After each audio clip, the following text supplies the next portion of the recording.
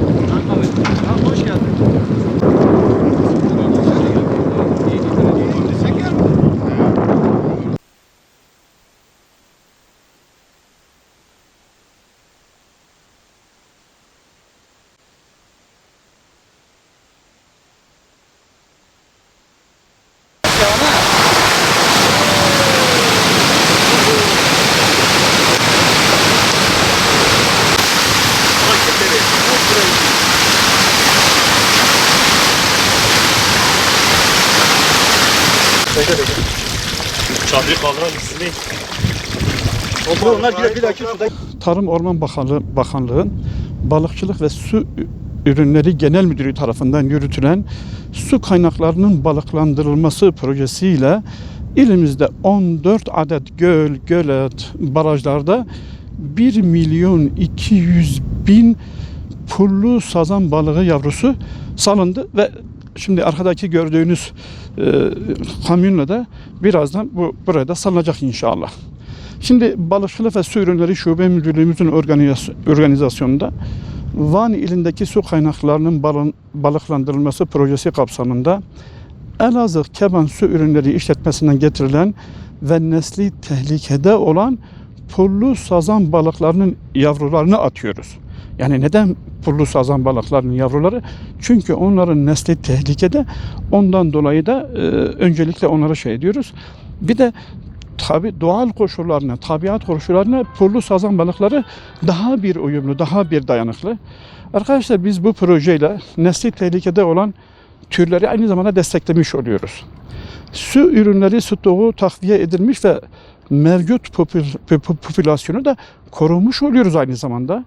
Ayrıca bilimsel temele dayalı balıklandırma metotlarını uygulamış oluyoruz.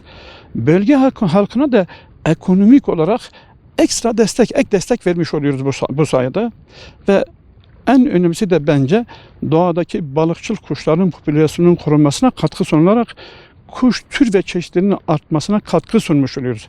Mesela martı, çoluk, flamingo gibi su kuşlarının onların da bölgemizde hem nesillerinin korunması hem yani beslenme alanlarının korunması, geliştirilmesi ve bu bölgede bu bölgeye gelmelerini sağlamış oluyoruz.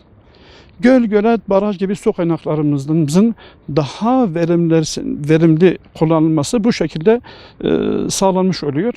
Arkadaşlar 2019 yılından beri yürütülen bu proje bu proje kapsamında şimdiye kadar 1.530.000 pullu sazan balığı yavrusu göl, gölet ve barajlarımıza salınarak bölge halkına ekonomik olarak katkı sunulmuştur.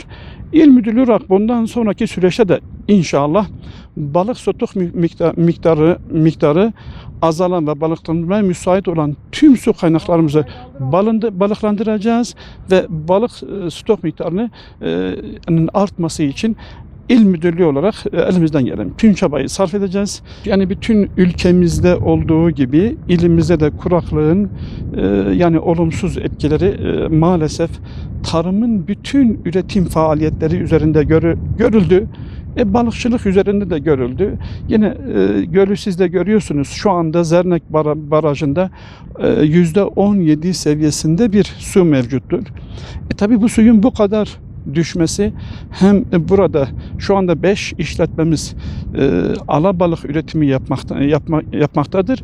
Onların hem üretimini olumsuz yönde etkiliyor hem tarla ve bahçelerimizin sulanmasını olumsuz yönde etkiliyor.